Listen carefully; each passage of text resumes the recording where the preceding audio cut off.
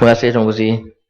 Pertamanya saya nak mengambil kesempatan mengatakan bahawasanya saya dalam meneliti peruntukan yang diberikan kepada kementerian ini, nampaknya pada tahun 2000 sehingga 2012 peningkatan yang cukup menggalakkan, iaitu peningkatan sebanyak 40%. Tetapi dalam tempoh masa 3 tahun ini, iaitu 2012 sampai 2014, nampaknya sudah sampai ke tahap stable dengan izin, seolah-olah ianya tahap plateau ataupun ibaratnya sudah sampai ke maturity. Saya minta kalau boleh Menteri tolong jelaskan sama ada memang dah tak ada projek baru ataupun memang itulah maksimum atau optimum point yang telah tercapai.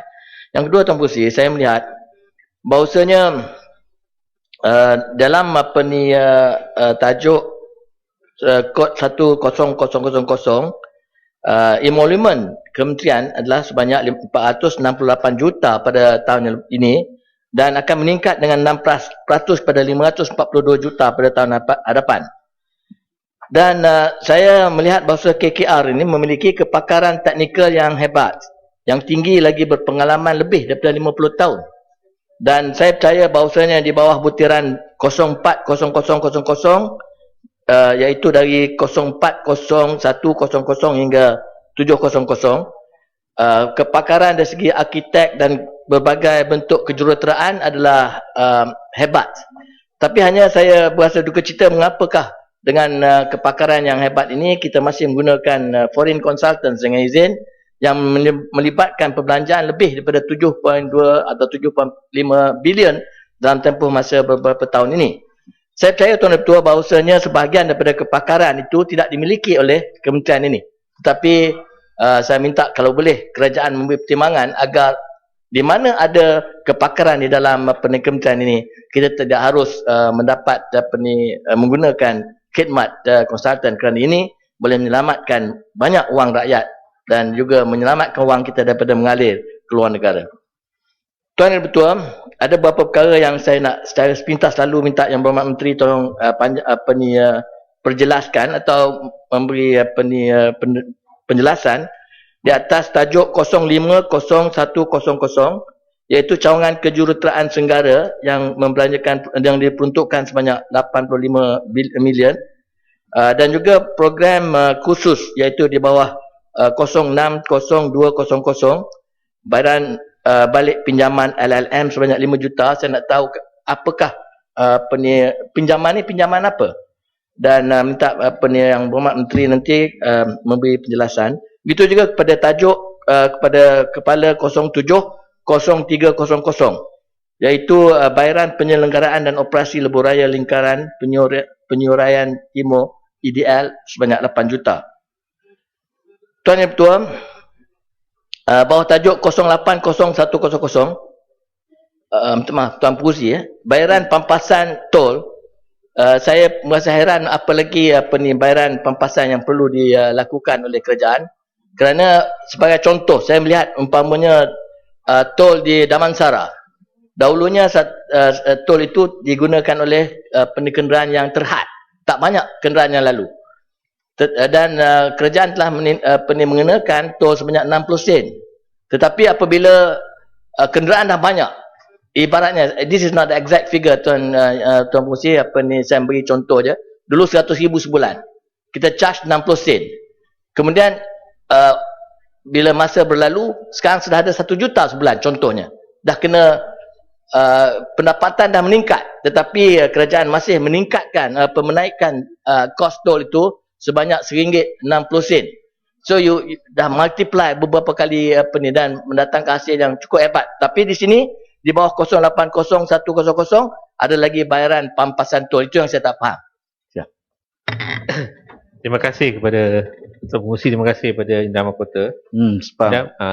Indah Mahkota mengatakan bahawa kenapa harus dibayar ganti rugi pampasan kepada syarikat pemegang konsesi. Saya nak tanya dengan Indah Mahkota, adakah Indah Mahkota sedar bahawa contohnya dari segi perjanjian konsesi antara pihak kerajaan dengan PLAS, perjanjian yang hanya berakhir pada 2038, di mana dalam perjanjian itu setiap 3 tahun kerajaan dikendaki membenarkan kenaikan tol 10%. Jadi saya nak tanya kepada ni, kalau jawab adakah Perdana Mahkota sedar bahawa jika kerajaan melambat-lambatkan pembayaran kenaikan tol, kerajaan kena bayar ganti rugi. Kalau sekiranya kerajaan tak bayar, tak naikkan pun kena bayar ganti rugi. Kalau kerajaan nak ambil semula, buyback, untuk 2038 ada baki perjanjian tu, kerajaan kena bayar bukan sahaja ganti rugi, saya dipahamkan, tapi juga kena bayar keuntungan yang belum dapat lagi tu. Jadi saya tak tahulah siapa yang draft perjanjian ini. Kalau inilah perjanjiannya, mana-mana orang pun akan suka ikut perjanjian ini. Syarikat pegang konsesi sentiasa dalam keadaan untung. Terima kasih. Okay, terima kasih. Terima kasih Sepang. InsyaAllah saya akan jawab selepas ini sebab I don't want to disturb my flow of thought. Terima kasih.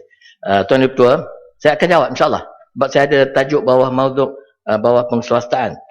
Di bawah 060600 iaitu penyelenggaraan bangunan guna sama kerajaan persekutuan, saya melihat bahawasanya banyak daripada bangunan-bangunan kerajaan yang lama yang tidak diselenggara dengan baik. Saya mencadangkan agar sebahagian daripada bangunan itu ada di Kuantan, ada sahabat saya di Lipis pun ada, tidak langsung digunakan dan kiranya ianya di bawah kementerian yang berhormat. Apakah bolehkah dipertimbangkan bagi kepada NGO sebagai contoh Tuan Pengerusi di persekitaran hospital Kuantan, banyak bangunan-bangunan kerajaan tidak diselenggara tapi tidak digunakan, dan kalau sekiranya ianya dimiliki oleh kementerian ini, boleh diberikan pada NGO agar digunakan untuk kebaikan umum bagi orang yang miskin tinggal di situ menunggu keluarga mereka yang sakit yang datang daripada jauh. Di bawah 060800 penjelaraan Jalan Persekutuan Semenanjung yang banyak 640 juta diperuntukkan. Saya ingin menyatakan bahawasanya penyelenggaraan, saya minta kementerian melihat pada jalan-jalan yang saya sebut sini. Yang pertama iaitu Jalan Kuantan ke Segamat. Jalan ini adalah jalan yang sangat popular digunakan oleh kenderaan-kenderaan berat dan sekarang terlalu sempit dan tidak diselenggara dengan pada hemat saya dengan baik. Yang kedua ialah jalan pesisiran pantai Pekan Mersing, daripada Pekan ke Mersing. Tadi Kota Tinggi bangun, tapi kalau saya tak pernah pergi ke Mersing ke Kota Tinggi saya tak tahu, tapi saya tahu bahawa daripada Pekan ke Mersing jalan pesisiran pantai itu adalah kurang memuaskan, dan juga telah sebut tadi dan saya tak nak ulang, iaitu kawasan gugusan jengka. Kawasan yang berhormat sini ada poin yang saya akan sebut nanti di bawah nanti. Tuan Ketua, Bayan Baru bangun. Ya? Bayan Baru. Sikit Sikit saja, tapi sebab saya banyak perkara tu mesti. Terima kasih. Terima kasih. Saya juga ambil kesempatan untuk masukkan beberapa jalan di bawah penyelenggaraan di mana dari airport Pulau Pinang ke Bayan Baru, jalan besar yang mendapat pengguna yang paling banyak, yang first point, pelancong-pelancong datang ke Pulau Pinang, jalan terlalu teruk, tak ada resurfacing dan sebagainya. Begitu juga dari airport ke Bukit Ayun di Bayan Baru. Minta tolong masukkan dalam terima kasih Tuan Kerusi. Saya setuju dimasukkan dalam ucapan saya. Begitu juga Tuan Kerusi, seperti mana disebutkan oleh Muhammad tadi, di Kuantan umpama di Pahang, saya mengucap ribuan terima kasihlah kepada kerajaan memberi peruntukan memperbaiki lembaga pelabuhan Kuantan dan juga kawasan airport, lapangan terbang. Tetapi cuba yang Berhormat Menteri masuk ke airport daripada Kuantan, seolah-olah yang Berhormat Menteri akan merasakan yang Berhormat masuk dalam estate, sama ada airport ataupun pelabuhan Kuantan. Saya mohon agar kementerian ini juga melihat pada penyelenggaraan kawasan persekitaran pelabuhan. Kawasan pelabuhan kita menggunakan heavy duty lorries, tetapi the base dengan izin Tuan Pengerusi, jalan itu adalah terlalu nipis hingga kan selalu atau kerap diperbaiki. Jadi saya pohon agar kawasan pelabuhan Kuantan persekitarannya dan juga airport diselenggara dengan lebih baik. Tuan Pengerusi, saya lihat bahawasanya di dalam tajuk 061200 bayaran pampasan tol. Pada 2013 kerajaan telah belanja sebanyak 582 juta dan pada tahun 2014 saya tengok nil, kosong. Saya ucap tahniah dan saya harap bahawasanya tajuk 061200 ini akan menjadi a matter of the past. Terima kasih. Tuan Pengerusi, di bawah tajuk 21000 membina persimpangan bertingkat. Yang ini saya nak mengucap juga terima kasih bahawasanya nampaknya akhir-akhir ini belah pantai timur pun dah dimulai dengan memperkenalkan sistem persimpangan bertingkat.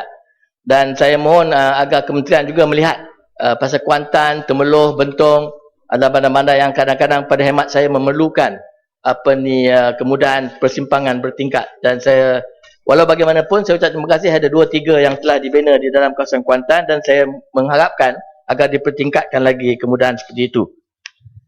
Tuan Pengerusi, bawah tajuk 60000 dan 61000 iaitu jalan menaik taraf jalan raya dan naik taraf jalan-jalan projek baru. Saya ingin menyatakan di sini bahawasanya jalan menghubungi Kuantan ke LPT.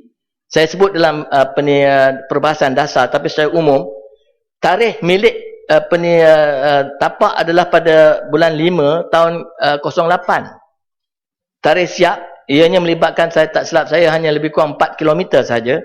Tapi tarikh siap asal adalah pada bulan 11 tahun 11. Tapi yang mendapat EOT disambung pada bulan 8 tahun ini, tahun 013.